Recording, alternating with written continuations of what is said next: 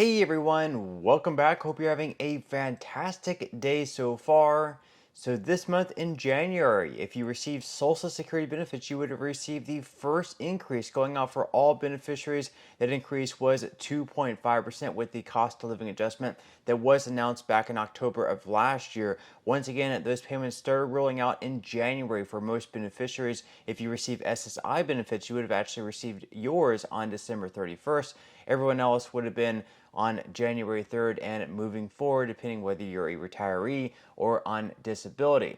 Now, the second increase that was most recently approved by Joe Biden and, of course, first passed through Congress with overwhelming bipartisan support between Democrats and Republicans. This one is going to impact right around 3 million Social Security beneficiaries, and it is going to increase benefits by anywhere between $400 to $700 per month on average. So some people even more than that. Well, that increase was not in the most recent checks in January. However, in today's video, we're going to be going over whether there's an actual chance of these increases to be in February. But before we go ahead and dive into it for today, if you would like to receive up to $200 in free stock or $200 in free cash, in a pinned comment below, I will be leaving a link to Robinhood. All you have to do is once you click on that link is just sign up for a free account and then simply link your bank account. You do not even have to make an opening deposit. At that point in time, Robinhood will be sending you one free stock worth all the way up to $200. And if you'd rather just have the cash, all you have to do is once you receive the free stock is just sell it for what it's worth and then transfer the cash value right back to your bank account. Okay, so diving right into it for today. Once again, the first increase, the cost of living adjustment, was sent out in the January payments. And once again, if you receive SSI, you would have received your payment one day earlier simply because January 1st is a federal holiday. So you would have actually received your payment on December 31st. However, of course, there is a big problem with the most recent cost of living adjustment of 2.5%. We are going to be covering what exactly that problem is according to the Motley Fool. So they said that if you receive Social Security retirement benefits, more money should be coming your way this month. In October, the Social Security Administration announced a 2.5% cost of living adjustment. This benefit increase became effective on January 1st, 2025. However, retirees probably shouldn't celebrate too much. There's a big problem with the 2025 Social Security COLA. So first off, they say the real issue with the 2025 Social Security COLA is simply that it won't be enough for many retirees, and the majority of retirees are concerned about it. The nonprofit Seniors Advocacy Group, the Senior Citizens League, surveyed 3,000 older Americans a few months ago. Roughly 70% of them expressed worries that high inflation would cause them to potentially deplete their retirement savings despite receiving increased Social Security benefits. So basically, they're receiving a 2.5% increase. Of course, that is great.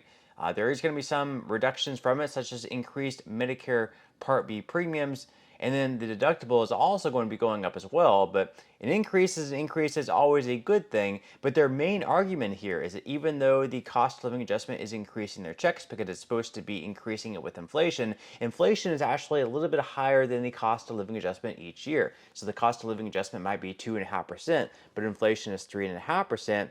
And if that happens year over year, where you get another cost of living adjustment of another 2.5%, but then inflation rises another 3.5%, then you're at 7% for the actual inflation, and the cost of living adjustment is only 5%. So each year that the cost of living adjustment falls behind the actual inflation means just another year in the further and further behind you fall between the actual goods and services that you're actually able to afford. So if you're going to the grocery store each year, you're noticing that your grocery cart is shrinking by more and more. You're not able to buy the same goods and services as you previously were able to, even though basically the cost of living adjustments are supposed to keep up with inflation and allow you to be able to purchase the same goods and services.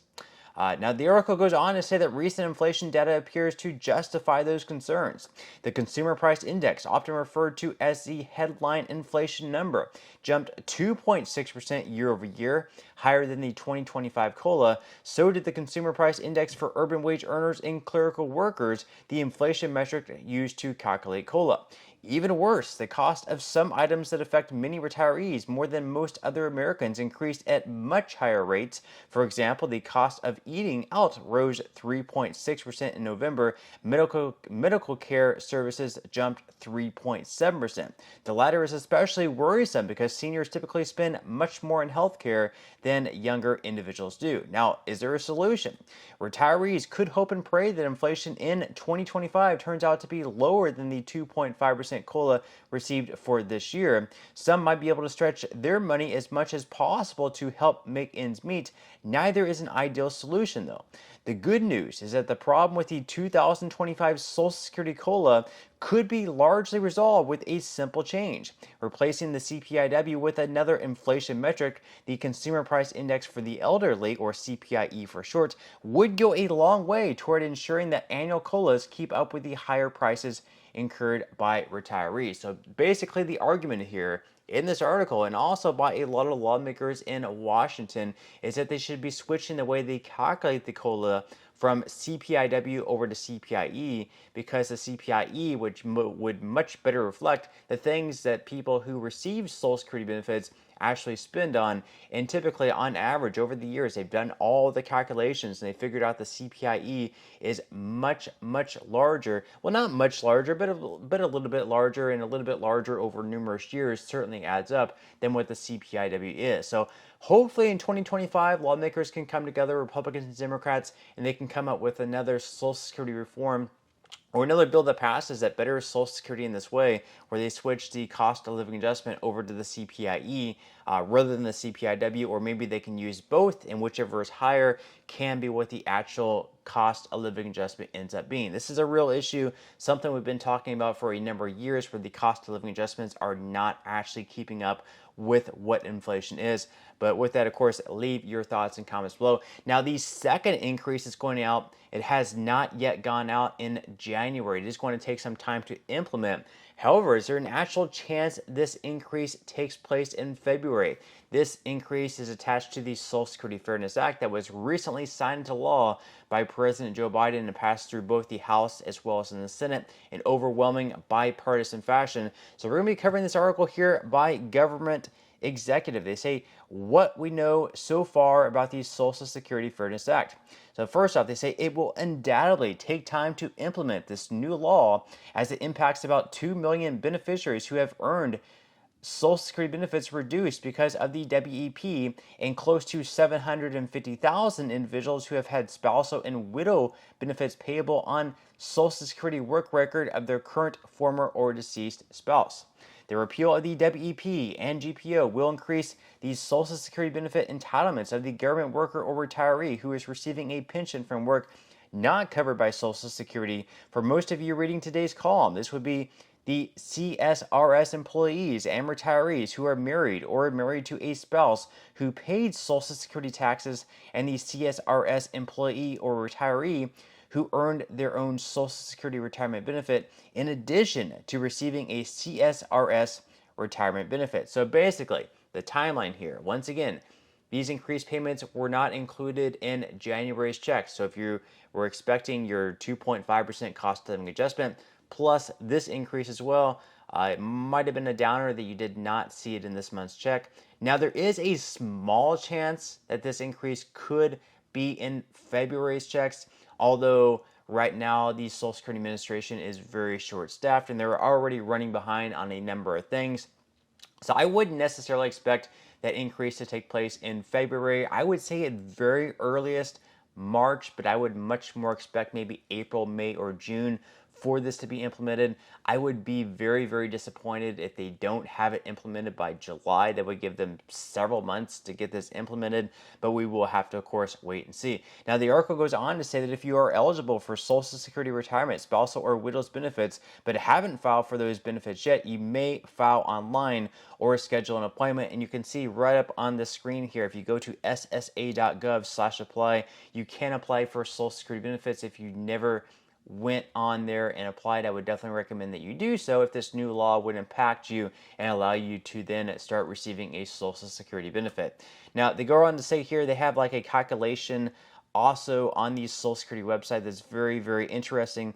Previously, if you were impacted by the WEP or GPO, you could go on there and type in what your pension is, and they go on to say what your benefit might be reduced by. So just hypothetically speaking, if you're receiving a monthly pension of $2,000, then in this case, your benefit payment might be reduced by up to $613. So with this new law that was passed, you would then, I guess, be receiving an increase of $613 plus back payments all the way back to January of last year. So you'd be getting a retroactive check for 2024 of right around $7,200.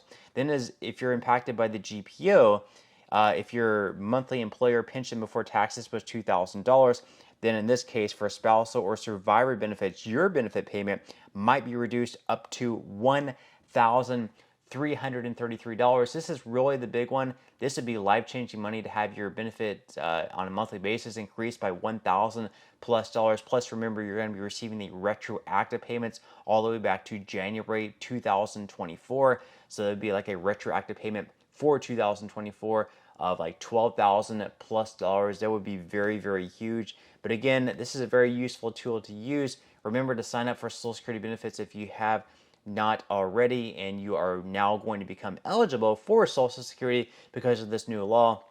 And you might go to the website on the Social Security Administration to figure out just how big of an increase you might be receiving, whether it's in February, whether it's in March, whether it's in April. Remember, you're going to be receiving retroactive payments regardless. So even if they take until July, you're going to be receiving payments from January of last year all the way through June of this year. So you're going to get paid either way. It just depends on when they're going to start rolling those checks out. But that's all we have for today's video. Certainly hope you enjoyed and found value out of it, and I will see you in the next one.